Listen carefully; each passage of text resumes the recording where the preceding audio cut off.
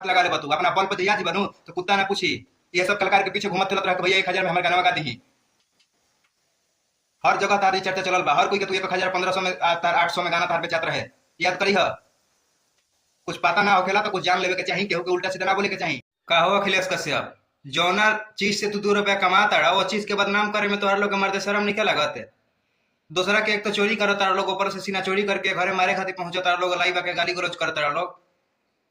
मतलब अखिलेश कश्यप जब से तू भोजपुरी इंडस्ट्रीज में यार आए हो ना, तब से भोजपुरी इंडस्ट्रीज का एकदम जो स्तर होता है ना एकदम इतना डाउन हो गया है ना कि जब भी विवाद होता है तो तुम्हारा नाम उसमें आता है कि तुम उसमें तुम्हारा कुछ ना कुछ हाथ होगा जरूर, क्योंकि विवाद बिना तुम्हारे वजह से नहीं होगा।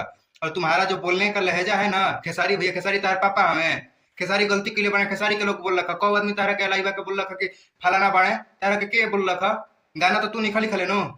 जे गाना लिखेला ऊ मान लो ओकर हक बा थोड़ा बहुत गाना चोरी के हक के अपन सच्चाई बतावे के।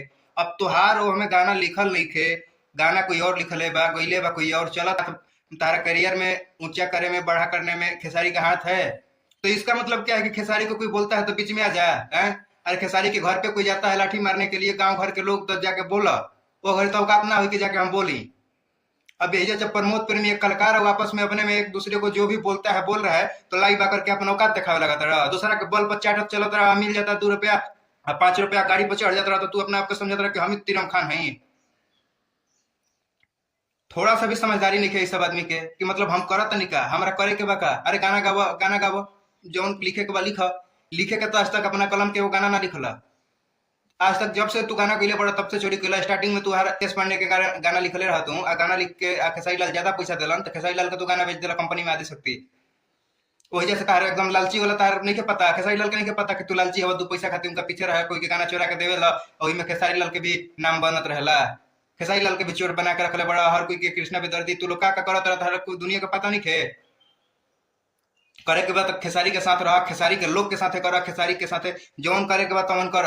लेकिन या तार माई के या तार बाप के यूट्यूब चैनल फेसबुक इंस्टाग्राम ना कुछ बोल के केहू के उल्टा सीधा बोल के डालत रही, कुछ सुनावत रही। तार लोग के विवाद देखे खातिर कोई भोजपुरी इंडस्ट्रीज में नहीं खे, भोजपुरी दुनिया से लोग जुड़ल नहीं थे, तार लोग के विवाद देखे के जानता तोहरा के का कलाकारी बा तोहरा अंदर। एगो कंपनी चोरी करके या पैसा लेके या बत्ते में केहू के लूटपाट करके कंपनी चला ला तो तार ढेर बनते रही रो।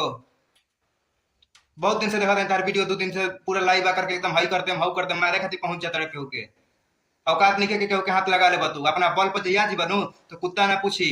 ये सब कलाकार के पीछे घूमत चलत रह भैया 1,000 में हमारे गाना गा दी। हर जगह तारी चर्चा चलल बा, हर कोई के तू 1,000 1500 में तार 800 में गाना तार बेचात रहे। याद करी ह कुछ पता ना होखेला तो कुछ जान लेवे के चाहिए, केहू के उल्टा सीधा ना बोले के चाहिए।